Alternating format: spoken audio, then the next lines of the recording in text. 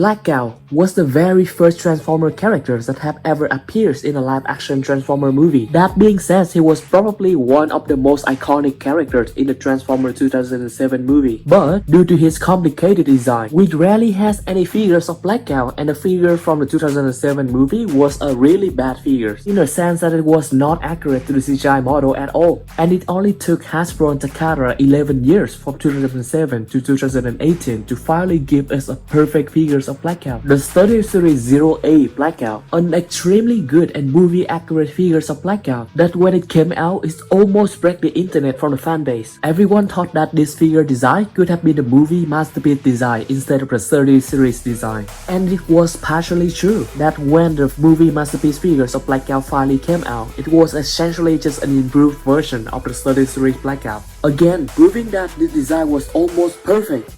Here's our Study Series 0A Blackout. So firstly, you can see that the figures look really accurate, even more accurate than the original promotional image because this is my custom painted version. So most of the area with gray plastic colors, now they got painted with silver and metallic colors. Not only that, but I also put on some extra accessories from a DNA design upgrade kit for Blackout. So firstly, of course, it's the middle gun on the chest over here, and then we have a Gatling gun on the other arm, and then we have this special weapon over here, which is a more movie accurate version than the original weapon of Blackout, but this is a transformation part, so we can't really get rid of this piece either. We still have to keep it separate, but for the weapon itself, this one will make it more movie accurate. So firstly, let's look at his head region. That head is so movie accurate, and in order to make this look even better, I actually have put some weathering effect going throughout, so all of these areas over here is very accurate in movie, very bulky and kind of busy in terms of design. But that is the signature look of Blackout from the movie design. If we look closely in here, we can see that on the plastic area, they still have just that grayish bluish colors stick that Hasbro put on here, but they also have a little weathering effect with silver colors to highlight the details a little more, and similarly to over here as well, so you can see that they're very random. I think they kind of work.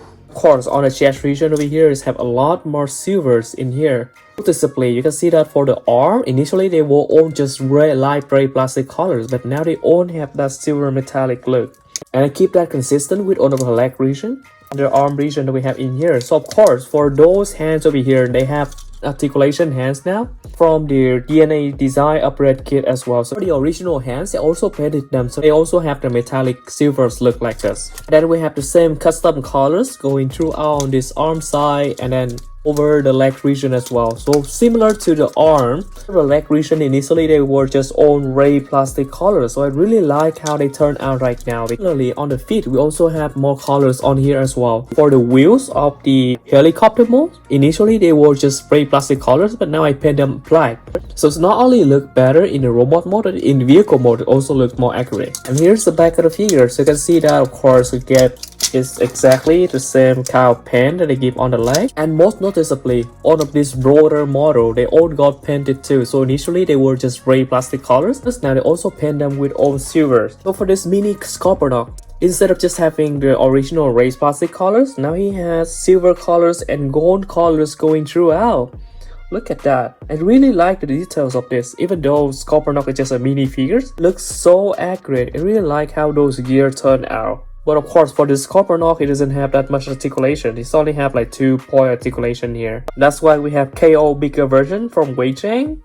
This one have more point articulation. They added one more here. I try to keep it a different paint job from what this smaller Scorponok have. I think I really like the way this one look more. It's more movie accurate. Now we can go over Blackout articulation. So firstly, the head can rotate to the right side like that and to the left side like this. And it can look up barely anything, and it can look down a little as well. So the head articulation was definitely very limited due to the design. When we go to the arm region over here, we actually have butterfly joint, whether that intentional or not, but actually functional. And then below here, we have that hinge right there to allow for this forward movement of the arm. Out here, we have another hinge so that it can go out. For the range next over here is not quite 90 degree of hours movement, but it's still pretty good enough. And then as we go over here, because we have a new hand from DNA design down here, it have a wrist swivel right there, and then those fingers, they only have one hinge right there, so it doesn't have another hinge here, so this is just a fake hinge. It can go outward like that, and then can go inward like that for the two fingers. And then for the thumb over here, it can go up and down, but it cannot go inward. And then as we go down here, it doesn't have any waist swivel due to his design.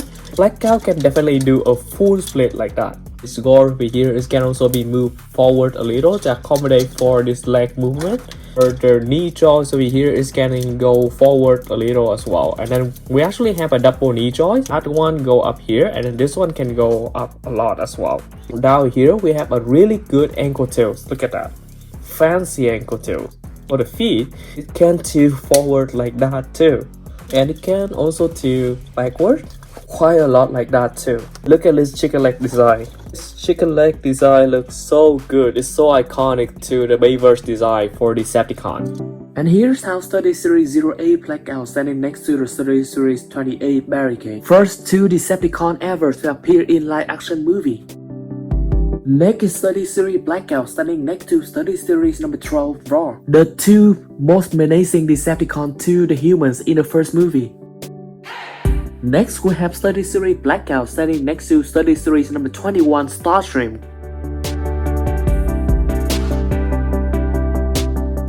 And then of course, most importantly, we have Blackout standing next to the leader of the Decepticon, Megatron. And here's how Blackout standing next to the Study Series number 49 Bumblebee, along with the Study Series Sam Witwicky. And here's how Study Series Blackout scale with the Study Series number 32 Optimus Prime, or the 15th anniversary Optimus Prime. And here is how Blackout scaling with the whole Decepticon team from the 2007 movie. Probably still one of the strongest Decepticon team across all of the movies.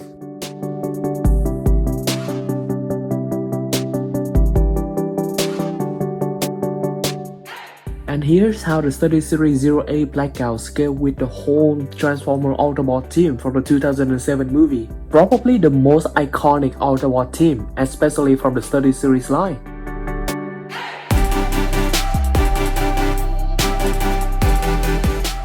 And lastly, here's how Study Series 08 Blackout scaled with the whole 2007 Transformer cast, including both the 2007 Autobot team and the Decepticon teams. Thanks to the Study Series line, we finally can have this whole team from the 2007 movie in a relatively correct scale. They all look so good together.